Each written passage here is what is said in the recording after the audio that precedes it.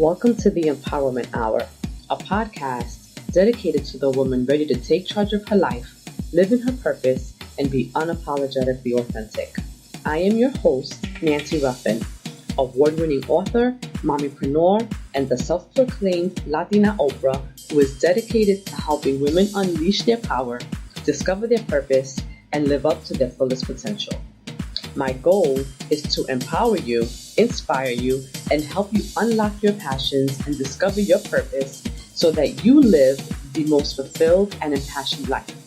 If you're ready to make a change and start living on purpose, then you're in the right place. Let's get started.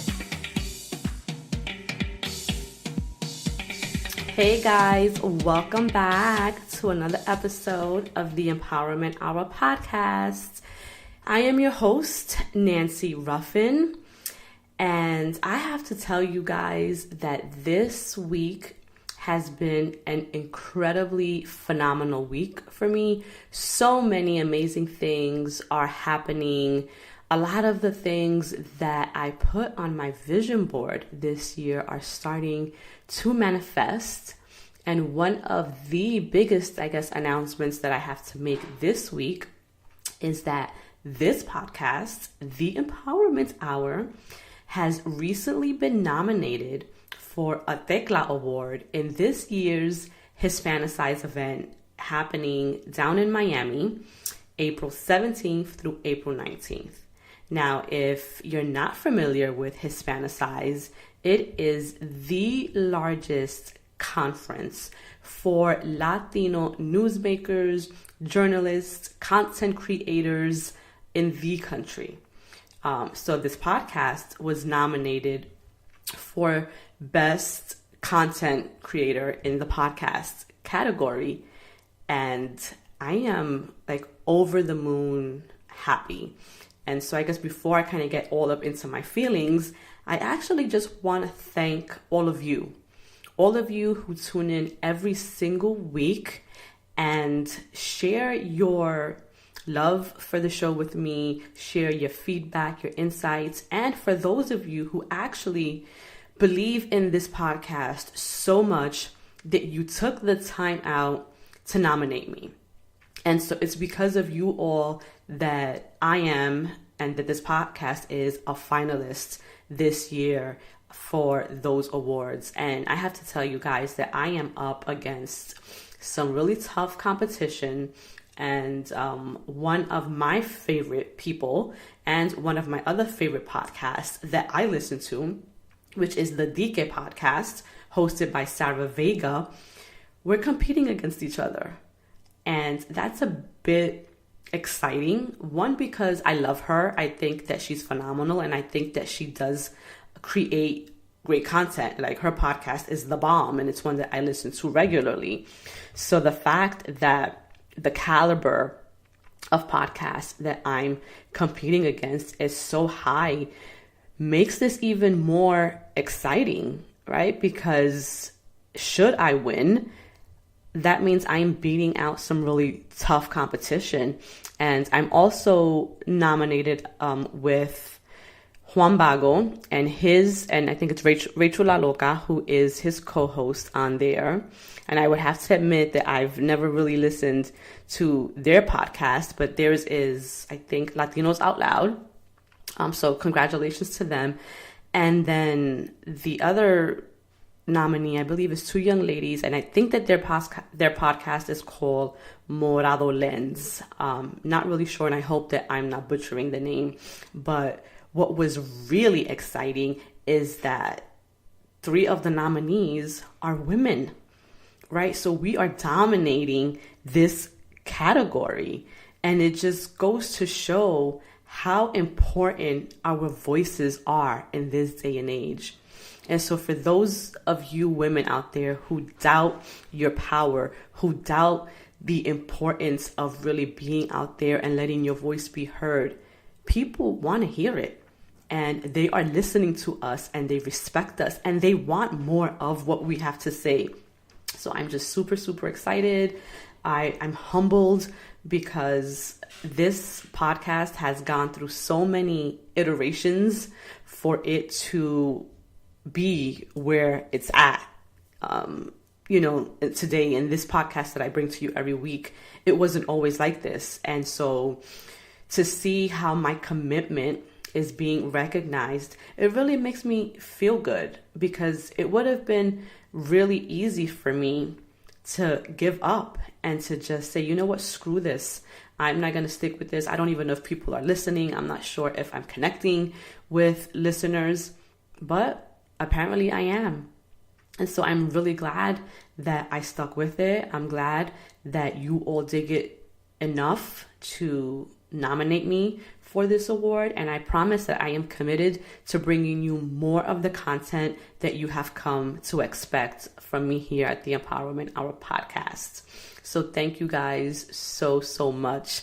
I can't wait for next month till I'm in Miami. Super excited. I also want to say a huge congratulations to my mentor and friend, George Urban Hibaro Torres, who has also been nominated for the Jewel Figueras Do Good Award. I think that's the category, and forgive me if I am misrepresenting it in any way, but I know that this is something that is really important to George, and it's really meaningful for him because he invests so much of his time and so much of who he is into giving back to his community. So I really, really want to see him take this award home.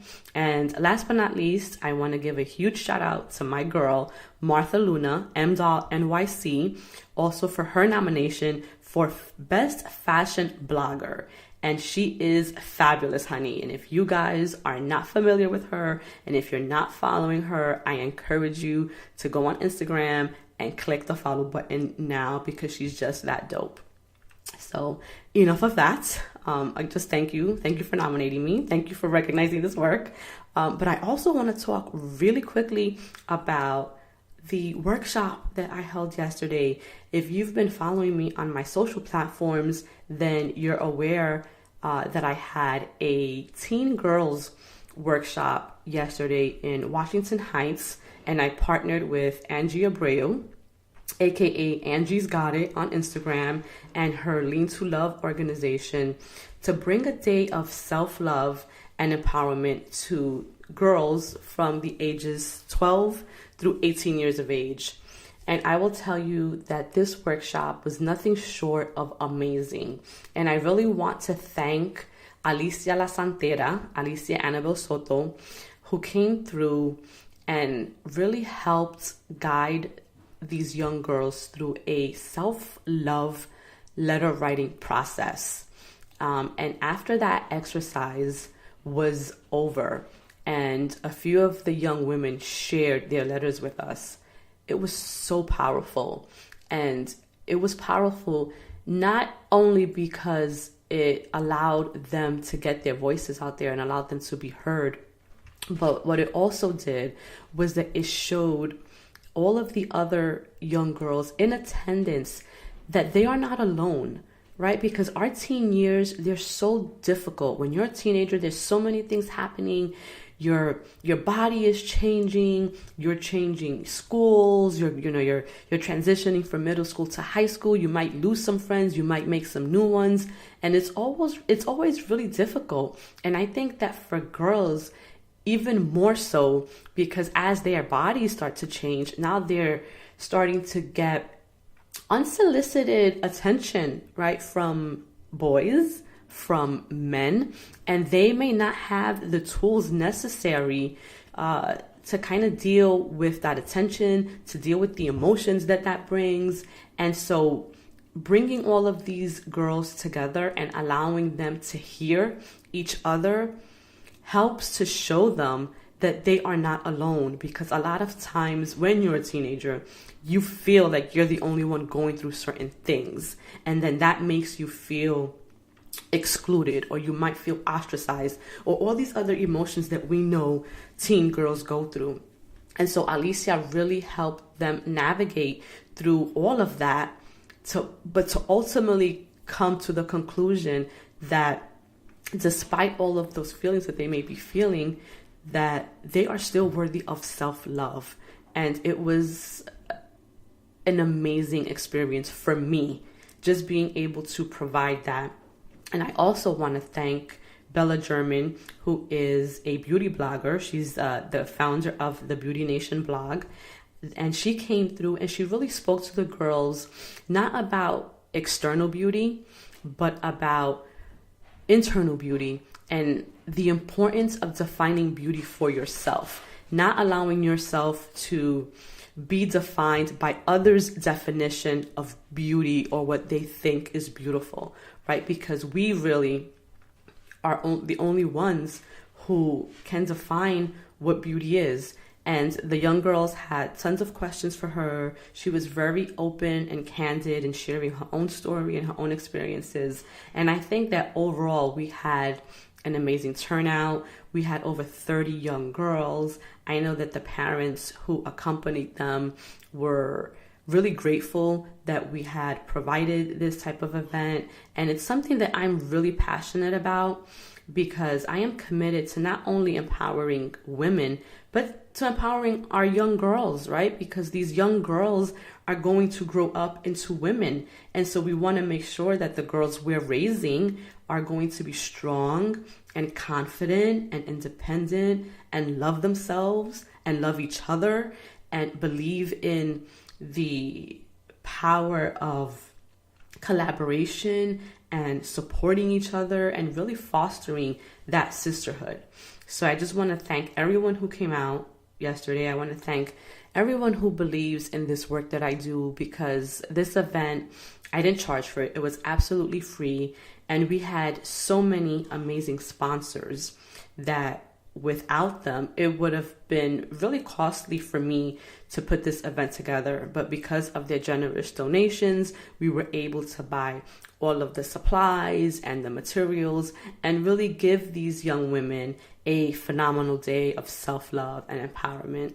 And if you want to check out the photos from the event, you can head over to our Instagram page at @thefiercewoman_, or you can also visit our website at www.thefiercewoman.org.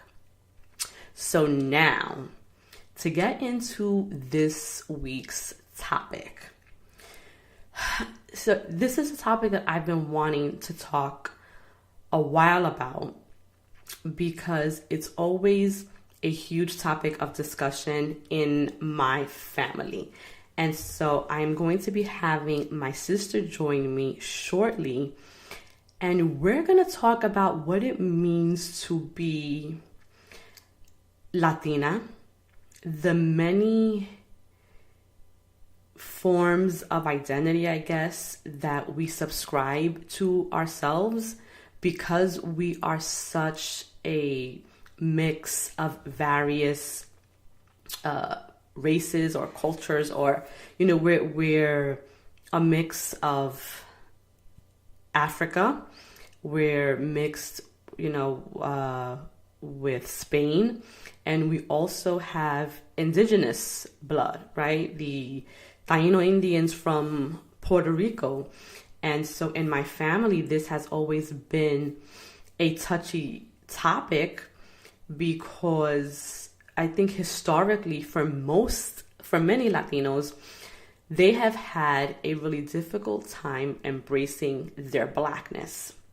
And I'm not going to get into any of the specifics because I want to patch my sister in, and I want us to have that dialogue about what that was like for each of us.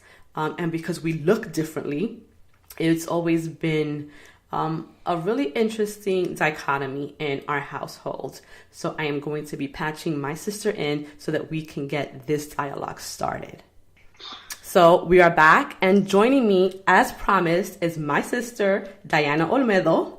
Say hi, Dee. Hello. Hi, everyone. How are you out there? So first, let me thank you for taking time out of your evening to join me on this discussion of what it means to be a Latina or a Puerto Rican, however I guess we identify ourselves. But this is something that we talked about and we talk about all of the time. So I guess yes, we do. To start it off. Well, thank you for having me too. Oh, anytime. I guess culturally and ethnically, how do you identify? I mean, I think culturally and ethnically, I'm pretty sure that most people kind of have that down.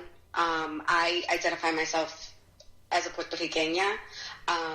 You know, that's just, I mean, you know, we've talked about this, you know, the food that we eat, you know, the language that we, you know, the languages that we speak, the music we listen to, the traditions that we have. I think all of that kind of makes up, you know, just makes up what we identify with as far as culturally and ethnically. So I would definitely say, you know, I identify as a Puerto Riqueña.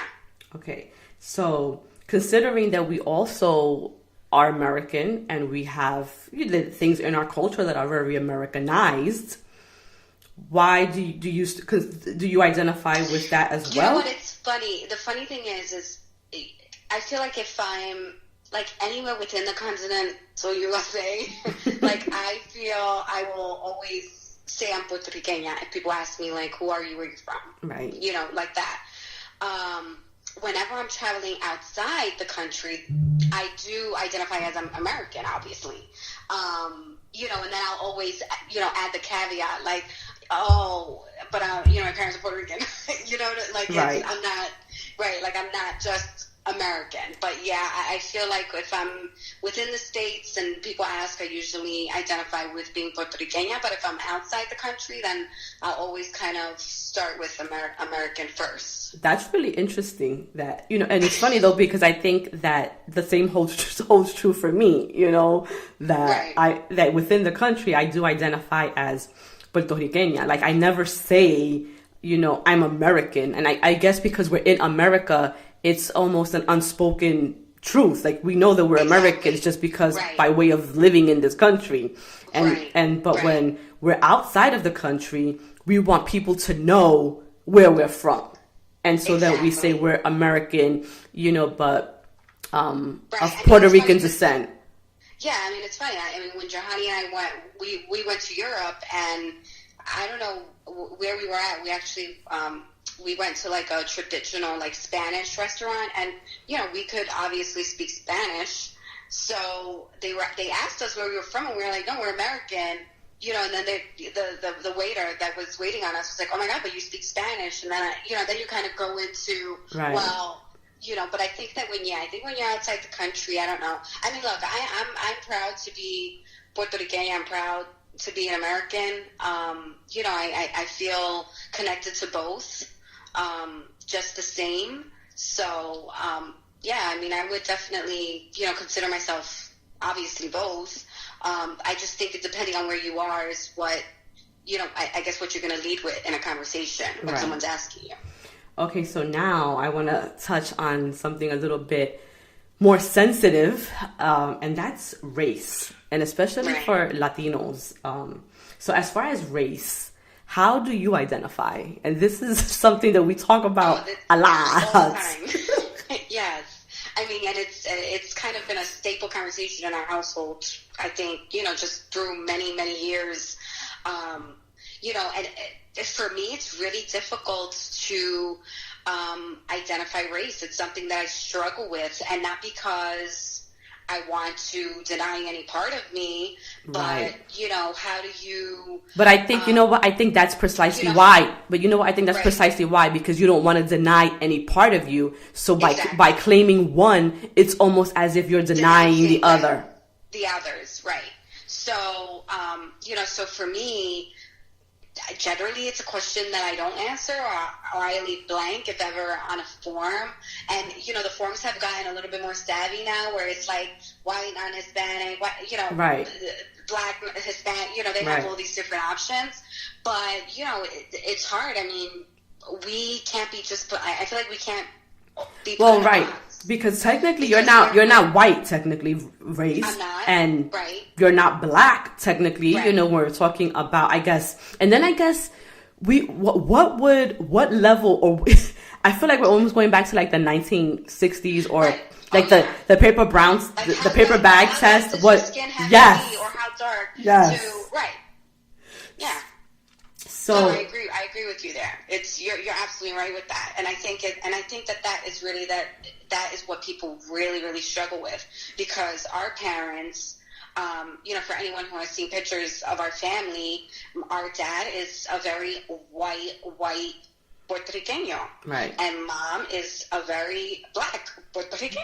Right. And there's no denying it. We're talking about, right. And when we're talking about skin tone, skin color. Right. So, which is why you and I, we kind of fall in between. Right. So it's one of those things. And, I know you and I have gotten into very heated discussions about it because, where you have jokingly said like, oh, well, she doesn't believe in the Afro-Latino term and right. things like that. And I've always stressed that, no, I don't identify as being an Afro anything. Because I do feel that identifying that is denying the fact that, we have European ancestry, that we have indigenous, ancestry. So, I'm never going to, claim right. any one thing. Like, this is what makes us up, and that's what I teach my kids. I teach them that this is what it is. It's, that this is what makes up, Puerto Ricans in a whole.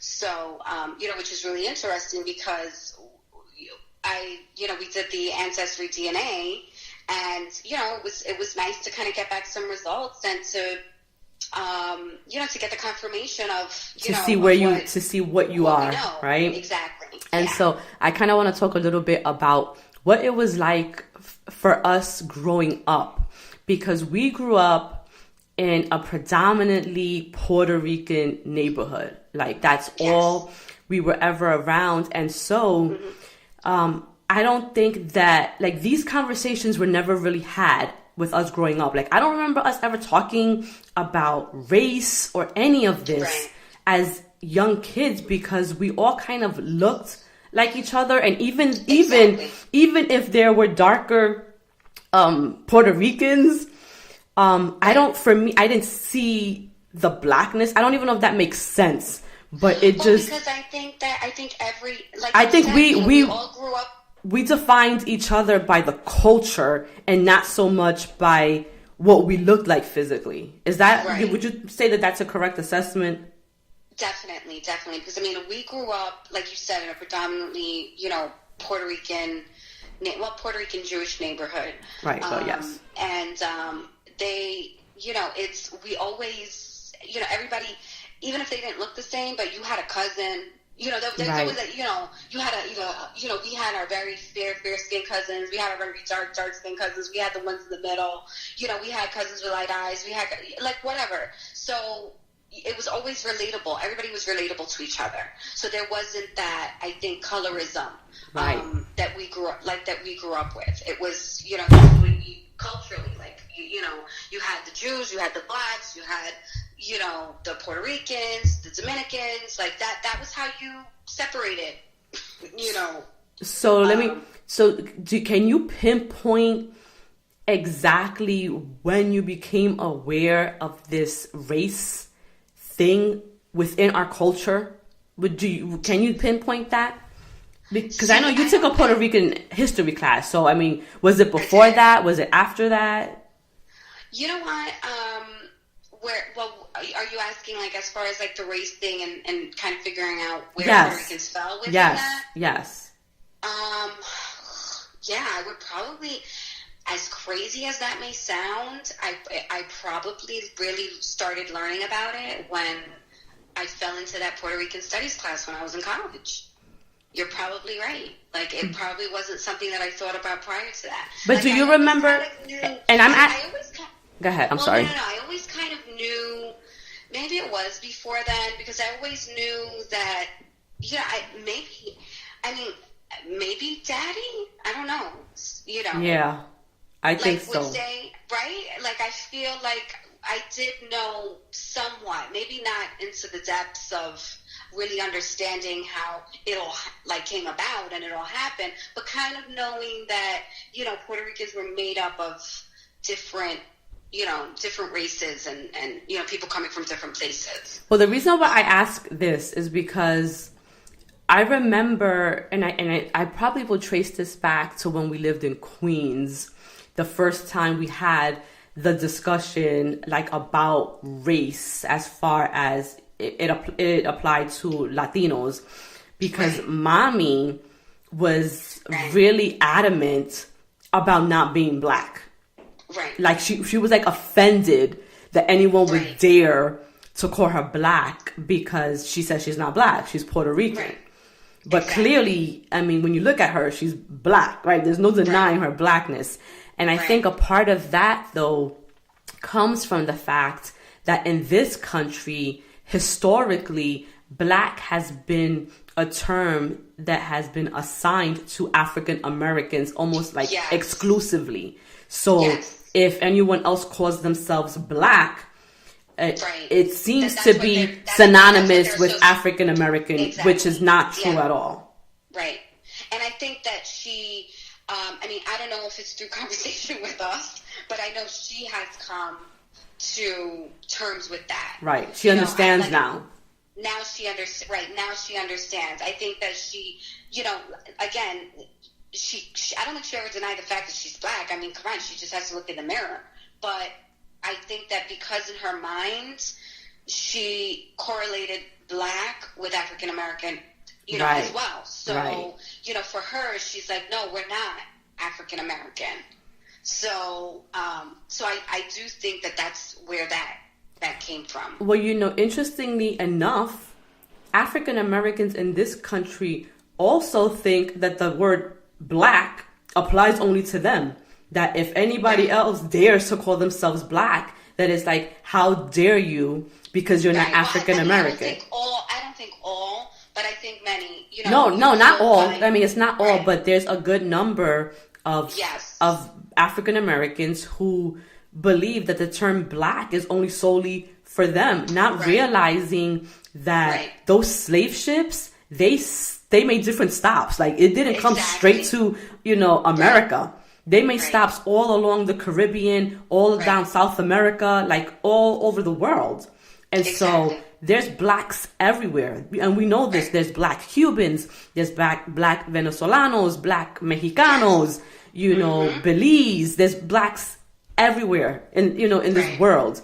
And so I think that we're at the point in history, and I think that we all are responsible for dismantling a lot of these myths that apply to race and how we identify with one or the other, and the need to even identify with race at all. Right. Well, I think that that's really the point that we're getting to. I mean, I think that we're getting to a point where, you know, like there's so much mixing, and, you know, no one's just one thing anymore. Right. You know, I think that no one really, you know, so many people are just, you know, you're with who you're with, and that's you know, then you have kids, and they're mixed, and, you know, all of that. So, so I mean, I do think that the whole race thing at some point, it's just going to be an afterthought. And frankly, I mean, in my opinion, it should be, because the whole race thing is the cause of so many of the awful things that have happened in history. That division and being one thing or not being another, and the idea of superiority that is assigned or has been historically assigned to one race over the other. Right. And I think that, I mean, through a lot of dialogue that you and I have had, I think you've changed a little bit in how you see things, right?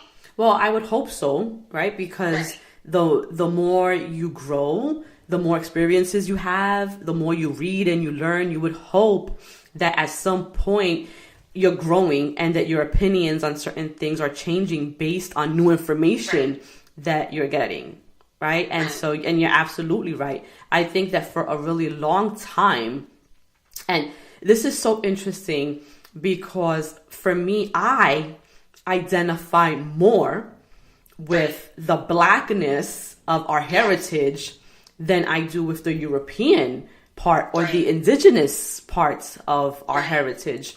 And for me, it's solely based on what I see in the mirror, not what people see when they look at me, but by what I see. The fact that the texture of my hair is not European in nature, right? I don't have those European features like the fine nose and the slim lips. You know, my nose is pretty, not big, but it's not fine. You know, it's not thin. It's wide. You say I have a butt nose.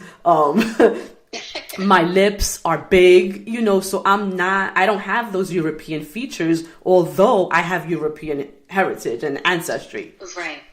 Where you, though, I think you identify more maybe with the European part, but because you have more of the European look, right? Your hair and the texture is more European. Your features are very fine. You have the slim nose, you know, the high cheekbones, like and it's weird because as different as we are and as different as we look in appearance, there have been people that look at us and be like, wow, you guys look exactly alike. Right. And then there's others that say, I've never seen it either. But there's people that have said it to us that we look a lot alike. Then there's others that say we look nothing alike, you know? Right.